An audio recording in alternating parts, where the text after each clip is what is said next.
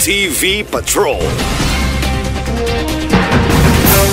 Konseho bukas nga muduyog sa kasaulugan sa Indigenous Peoples Month 2024. May nitong duyugan sa Asenso Ozamis Administration ang Indigenous People Community sa Ozamis alang sa kasaulugan sa Indigenous Peoples Month nga gisaulog matag bulan sa Oktubre.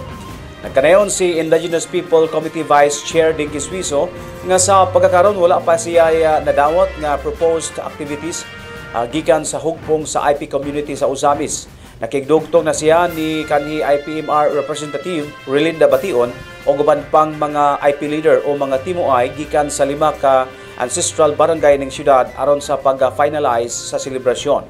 Dugang pa ni IP Committee Vice Chair Dinky Suizo nga ang Asenso Ozamis Administration padayon ang pag-ila o pagtahod sa katungod sa lumad, partikular sa dakbayan sa Ozamis.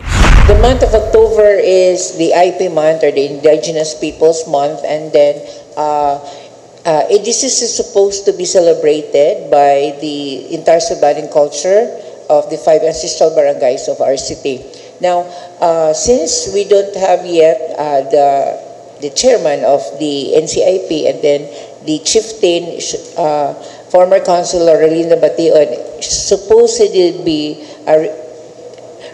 submitting her proposal for the said activity, but I already called her up, so what would be their plans for the upcoming activities. But since every barangay, the 5 ancestral barangays are now having its proposal also for the celebration of the IP month, we will going to have it a consolidated activity for the 5 ancestral barangays, and we will going to submit it to the mayor's office, Madam Chair, for the celebration.